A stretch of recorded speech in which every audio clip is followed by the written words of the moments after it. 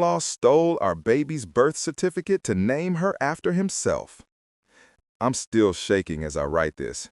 This happened 2 weeks ago and we're dealing with legal stuff now, but I need to get this off my chest because I feel like I'm losing my mind.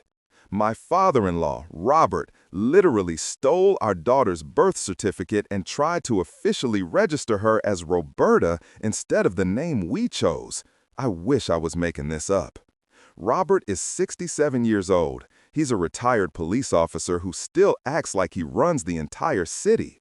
He's one of those men who thinks his opinion is law and everyone else is just stupid for not seeing things his way. He's been married to my mother-in-law, Patricia, for 40 years. She's quiet, does whatever he says, and I've never heard her disagree with him about anything, not once. My husband, Mark, is their only son. They had 3 daughters first, then finally got their boy after years of trying. Robert made it very clear from day one that Mark was special. The girls were just there, but Mark was the legacy, the one who would carry on the family name. When Mark and I started dating 5 years ago, Robert's first question was whether I could have children. Not nice to meet you, not tell me about yourself, just can you produce grandchildren, specifically grandsons? I should have run right then. When I got pregnant, Robert was obsessed. He came to every single doctor's appointment, invited or not. He'd show up at our house with baby furniture we didn't ask for. He bought a crib, a changing table, a rocking chair, all in his style, all without asking what we wanted. I know what babies need, he'd say. I raised 4 of them. When we found out we were having a girl, he was disappointed, like visibly upset. He left the ultrasound appointment without saying goodbye. But then he came back the next day with a speech about how this was fine, she'd be the first granddaughter to carry on the family values, she'd be special, she'd be tough like him. "What are you naming her?" he asked. "We're thinking Charlotte Rose," I said. His face went dark. "That's not a strong name. That's a soft name. She needs a strong name." "We like Charlotte," Mark said quietly. "You should name her after family, after someone important, someone with legacy." "Like who?" I asked, knowing exactly where this was going. "Roberta, after me. I'm Robert, she'd be Roberta. It's perfect." I laughed. I actually laughed because I thought he was joking. He wasn't joking. "Robert, we're not naming our daughter Roberta. That's not even on our list." "You're making a mistake," he said. "This baby is part of me. She should carry my name." "She'll have your last name," Mark pointed out. "That's carrying on the family name." It's not the same. The rest of the pregnancy was Robert bringing up the name constantly. Every visit, every phone call, every text, Roberta this, Roberta that. He bought personalized baby items with Roberta embroidered on them, a blanket, a onesie, a stuffed bear. "We're not using these," I told Mark. "This is insane." "He'll calm down once she's born," Mark said. "Once he sees her, he'll forget about the name thing." I wanted to believe him. I gave birth on a Tuesday morning. 22 hours of labor, emergency C-section, the whole nightmare. But Charlotte came out healthy, screaming, perfect. 7 pounds, dark hair, tiny fingers that grabbed onto mine immediately. Robert was at the hospital before we even got to the recovery room. Security tried to stop him, but he flashed his retired police badge and pushed past them. "Where's my granddaughter?" he demanded, bursting into my room while I was literally still on the operating table being stitched up. The nurses kicked him out. He waited in the hallway.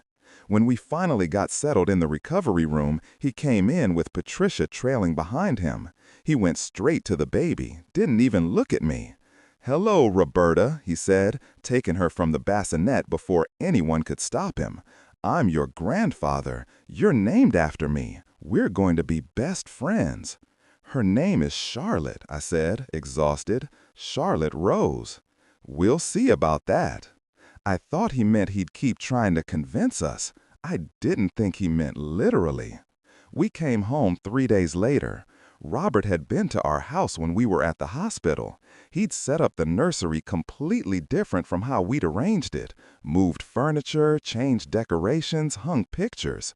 I made it better, he said proudly, more practical. All the personalized Charlotte items we'd received as gifts were gone. In their place were more Roberta things. He basically erased our daughter's name from her own room. Mark finally stood up to him. Dad, you need to stop. Her name is Charlotte. We're not changing it. You need to respect that. Robert smiled, this weird, calm smile that made my skin crawl. Okay, son, if that's what you want. It was too easy. Robert never backed down that easily. I should have known something was wrong. We needed to register Charlotte's birth officially.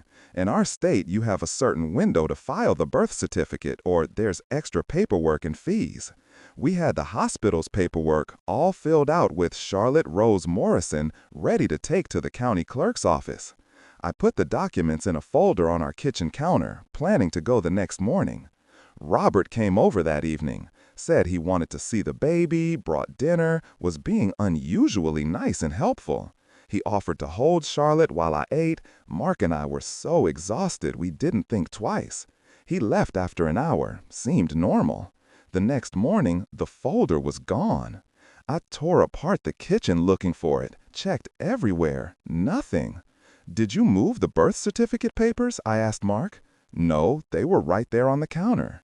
We searched the whole house. I called the hospital to get copies, but they said it would take a few days.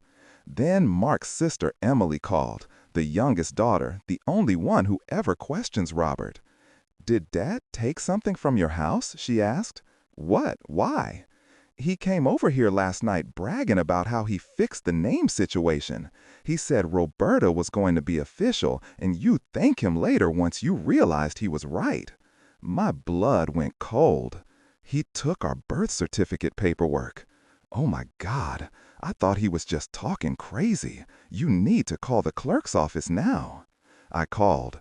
The woman who answered put me on hold, came back and said, yes, a birth certificate for Roberta Rose Morrison had been filed that morning by the grandfather. That's not her name, I said, trying not to scream. He stole our documents and filed false information. Ma'am, the paperwork was properly filled out and signed. If there's a dispute, you'll need to file an amendment. He forged our signatures. You'll need to speak with a supervisor and possibly law enforcement. I hung up and immediately called the police, told them everything. The cop who showed up knew Robert. Of course he did. They'd worked together. Look, I'm sure this is just a misunderstanding, he said. Robert's a good guy. Maybe he thought he was helping. He stole legal documents and committed fraud, Mark said. We want to press charges. The officer looked uncomfortable. Are you sure you want to go that route? He's family. Maybe just talk to him first. We called Robert. He answered on the first ring. I did you a favor, he said calmly. Charlotte is a weak name. Roberta is strong. She'll thank me when she's older. You committed a crime, I said. I used a connection at the clerk's office to expedite the process. You were taking too long. Someone had to take responsibility. You forged our signatures. I did what was best for my granddaughter. He hung up. We hired a lawyer immediately, filed a police report despite the officer's reluctance, contacted the county clerk with our attorney present. It turns out Robert had a friend who worked in the clerk's office who processed the paperwork without properly verifying the signatures. The friend is now under investigation. Robert is facing charges for fraud, forgery, and theft. Our lawyer said the birth certificate can be corrected, but it's a whole legal process. In the meantime, our daughter is legally Roberta in the system. Robert is telling everyone we're overreacting.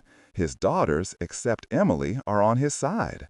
He just loves the baby so much, they say. He wanted to be part of her legacy. Patricia called me crying, begging me to drop the charges. He's your daughter's grandfather. You're going to send him to jail? I said a criminal. He stole from us and committed fraud. But he's family. That word, family, like it's supposed to excuse everything. It's been 2 weeks. We have a court date next month. Our lawyer is confident the birth certificate will be corrected and Robert will face consequences, but the process is slow. In the meantime, we have a restraining order.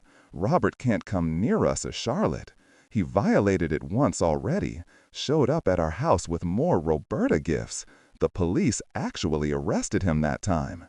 He spent one night in jail, and now he's furious, calling Mark a traitor, saying I turned his son against him, posting on social media about how his own family is destroying him.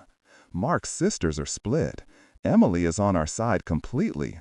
The other two think we should just let it go, use Roberta as a middle name or something, compromise. There's no compromise with identity theft, I told them. Charlotte is doing great. She's eating well, sleeping okay, growing. She has no idea her grandfather tried to literally steal her identity before she was 3 weeks old. We call her Charlie sometimes as a nickname. It's cute and it suits her. But I'm angry. I'm so angry I can barely function. Every time I look at official documents with Roberta on them, I feel violated. This is my daughter, mine and Mark's. We created her. We're raising her. We get to name her. Robert stole that from us, and he doesn't even think he did anything wrong. Mark's extended family is a nightmare right now. His aunts and uncles are weighing in.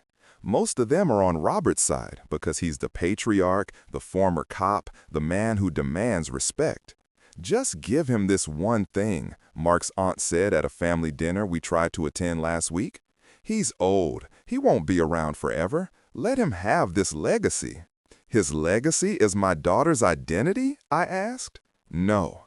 We left. Haven't spoken to that side of the family since. My family is horrified. My dad, who's the gentlest man alive, said if Robert ever comes near us again, he'll handle it himself. My mom has been helping with Charlotte while we deal with Charlotte in court. I can't believe someone would do this, she keeps saying. I can't believe a grandfather would do this to his own family. We had a preliminary hearing last week. Robert showed up in a suit, looking dignified and calm. His lawyer argued that this was a family misunderstanding, that Robert thought he had permission, that he was just trying to honor family tradition. Our lawyer presented the evidence.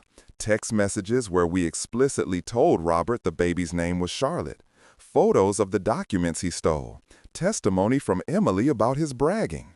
The judge looked at Robert and said, "Sir, regardless of your intentions, you took documents that didn't belong to you and filed false information with a government agency. That's a crime." Robert tried to argue. "Your Honor, I'm a retired police officer. I've served this community for 30 years. I would never commit a crime. You committed fraud and forgery. The evidence is clear." They set a trial date for 2 months from now. In the meantime, the birth certificate correction is being expedited as part of the criminal case. Every piece of mail that comes for Roberta Morrison makes me want to scream. Insurance paperwork, pediatrician forms, everything. We have to explain to everyone that there was an error, that someone filed false information, that her real name is Charlotte. Some people don't understand why we don't just change her name legally to Roberta if it's already in the system. It would be easier, they say. No, I will not let him win. Charlotte will know her real name. When she's old enough, we'll tell her what her grandfather tried to do. She'll know that we fought for her identity, for her right to be who we named her to be. Mark is struggling. He's angry at his father, but also grieving the relationship they had, or thought they had. He's realizing that Robert has always been controlling, always had to have things his way, and he just went along with it because it was easier than fighting. "I should have protected you better," he said last night while we were up with Charlotte at 3 a.m. "You're protecting us now," I told him. "That's what matters." Robert's friends from the police force are weighing in. Some of them have reached out to Mark, trying to get him to drop the charges, talking about brotherhood and loyalty and not turning on your own. "He's not my own," Mark told one of them. "He's a criminal who stole from my family." That didn't go over well.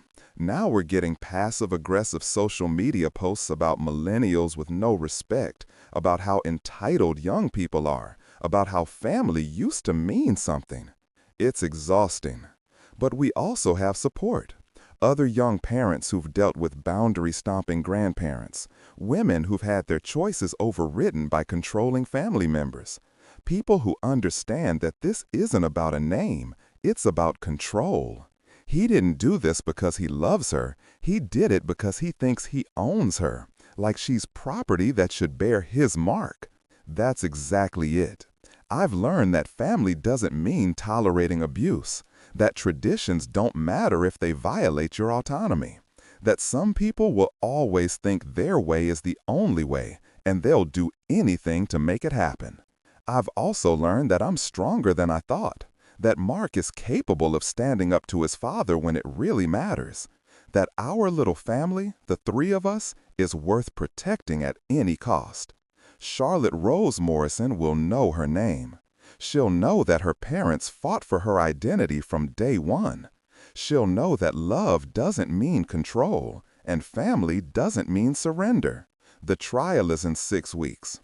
Our lawyer is confident. The evidence is overwhelming. Robert will likely face probation, fines, and a permanent criminal record. The birth certificate should be corrected within the next month. We're also pursuing a civil suit for emotional distress and legal fees. Some people think we're going too far, that we should just get the certificate fixed and move on, not destroy an old man's life over a mistake. But it wasn't a mistake. It was a calculated violation. He knew what he was doing. He planned it. He bragged about it. And he'd do it again if we let him. So we're not letting him. Charlotte is sleeping in my arms right now as I finish typing this. She's so tiny, so innocent. She has no idea that her existence sparked such a battle. But one day, she'll know. And she'll know that her name, her identity, herself was worth fighting for. That's the legacy I want to give her. Not some old man's ego, not some outdated tradition, just the simple truth that she matters, she's valued, and she's exactly who she's supposed to be. Charlotte Rose Morrison, not Roberta. Never Roberta.